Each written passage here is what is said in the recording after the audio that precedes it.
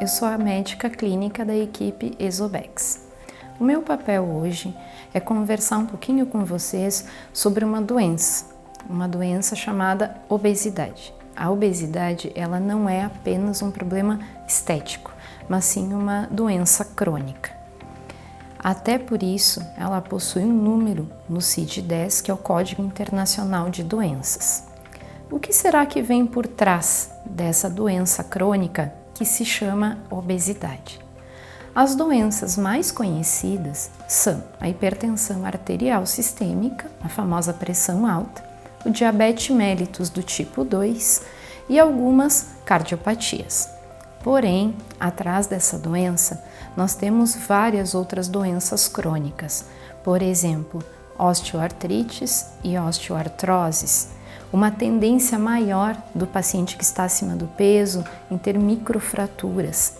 Esses pacientes acima do peso têm muitas dores articulares, podem sofrer de incontinência urinária, podem sofrer de depressão, isolamento social, problemas relacionados ao sistema digestivo, como cálculos da vesícula biliar, podem ter pancreatites e são pacientes sujeitos também a desenvolver tromboses de uma maneira mais fácil do que grande parte da população, porque só o fato de estar acima do peso já faz com que a coagulação desses pacientes seja diferente.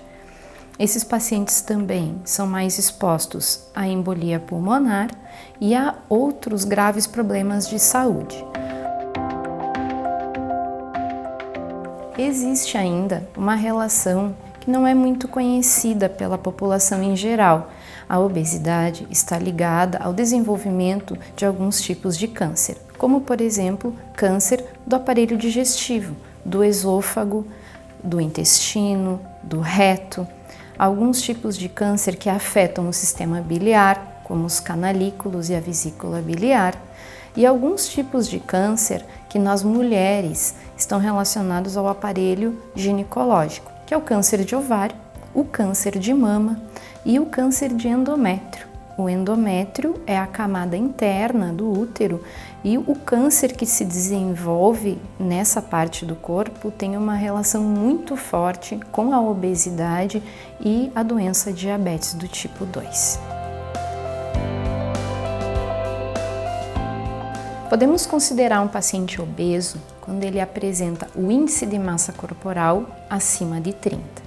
Nós temos aproximadamente 20% da população brasileira obesa e mais da metade da população brasileira acima do peso, com índice de massa corporal acima de 25.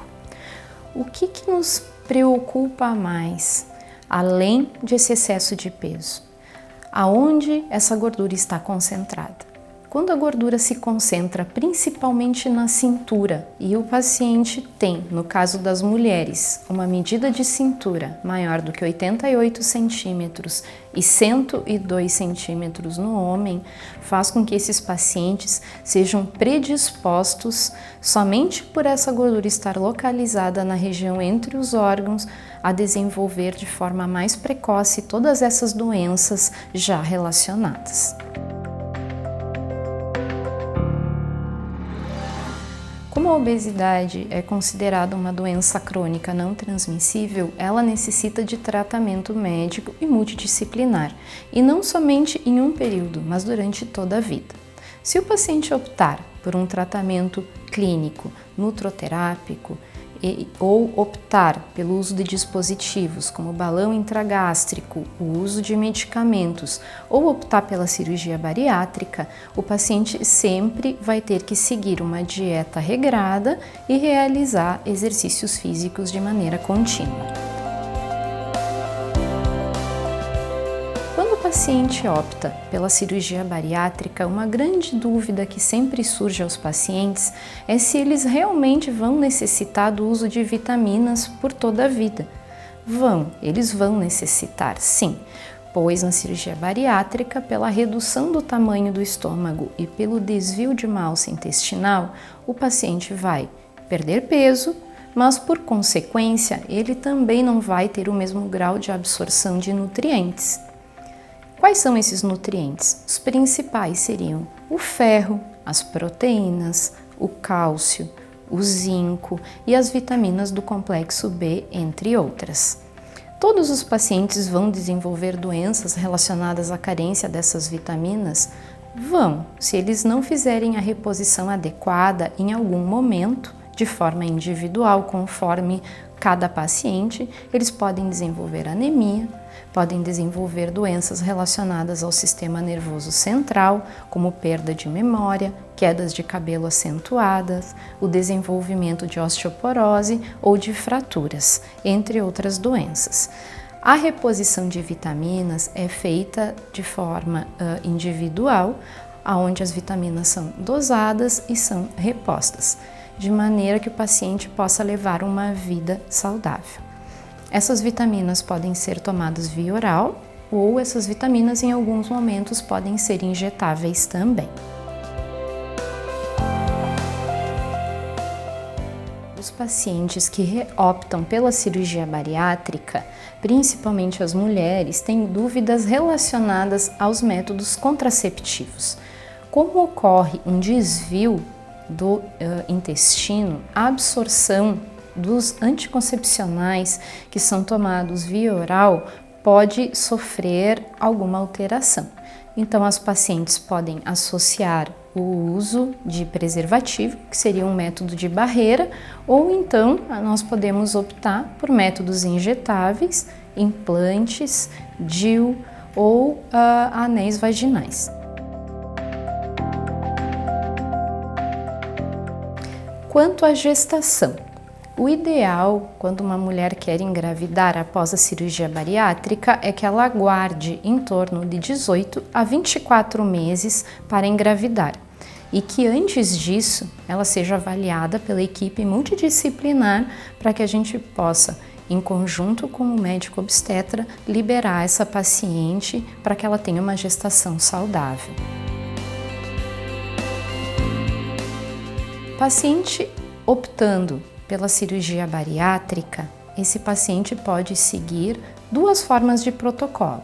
Ele pode seguir o protocolo na clínica, através de uma avaliação com a nossa psicóloga e, em seguida, passar por uma avaliação clínica comigo, onde esse paciente vai ser avaliado, examinado, onde vários exames serão solicitados e aonde será solicitado também a avaliação e liberação de alguns especialistas. Quando o paciente apresenta a liberação de todos esses médicos especialistas e da equipe multidisciplinar, ele pode passar para a equipe cirúrgica e ser operado. Se o paciente não é de Passo Fundo ou tem dificuldade para sair do seu emprego várias vezes para realizar todos os exames e avaliações, ele pode optar também por um tipo de protocolo um pouco mais rápido, onde ele é realizado via hospitalar em 24 horas. Depois desse protocolo, estando também sendo avaliado por todos os demais profissionais, estando liberado, depois dessas 24 horas, ele será avaliado pela equipe cirúrgica. Para poder realizar a cirurgia bariátrica, o paciente deve estar sem fumar no mínimo há 60 dias, pelo risco de complicações pulmonares e pelo risco também de trombose e embolia pulmonar. Esse paciente deve estar sem ingerir bebidas de álcool e esse paciente deve ser avaliado pelo psicólogo ou psiquiatra e, se tiver alguma doença relacionado à área psiquiátrica, estar estável e ser liberado por esses profissionais para poder realizar as demais avaliações.